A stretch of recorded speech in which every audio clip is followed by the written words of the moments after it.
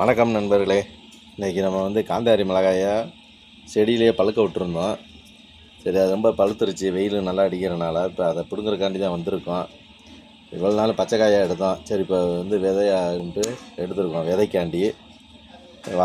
பாருங்கள், இன்றைக்கி அதான் வீடியோ பாருங்கள். இருங்க ஒரு நிமிஷம், வெட்டப்போம்.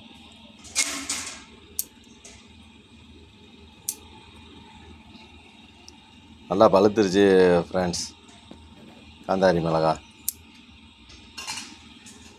இப்போ அதிகமாக இருக்கும் ஃப்ரெண்ட்ஸ். சீனி மிளகான்னுவாங்க, நம்ம காந்தாரி மிளகான்றோம். ஒவ்வொரு ஏரியாவில் ஒவ்வொரு பேர் ஃப்ரெண்ட்ஸ்.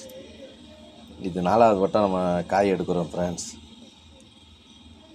5வது இதுக்கும் நம்ம பூ வச்சுருக்கு, மொட்டு வைக்க ஆரம்பிச்சிருச்சு ஃப்ரெண்ட்ஸ். இந்த பார்த்தீங்களா, இந்த பூ தெரியுதா? இந்த தெரியுதுல ஃப்ரெண்ட்ஸ், பூ வைக்கிது பாருங்க. அடுத்த காய்ப்புக்கும் இருக்குது ஃப்ரெண்ட்ஸ்.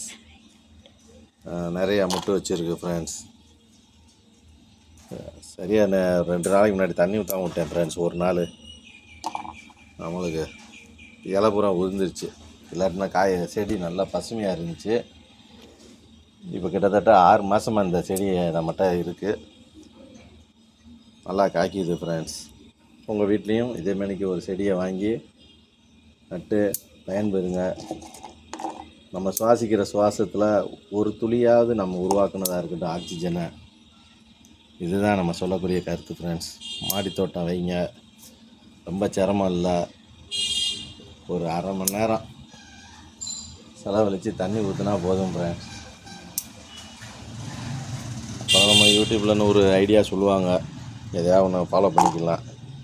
அரிசி தண்ணி ஊற்றுங்க அப்படின்னாங்க. சரி, நம்ம வீட்டில் அரிசி தண்ணி இருக்கத்தானே செய்யும்.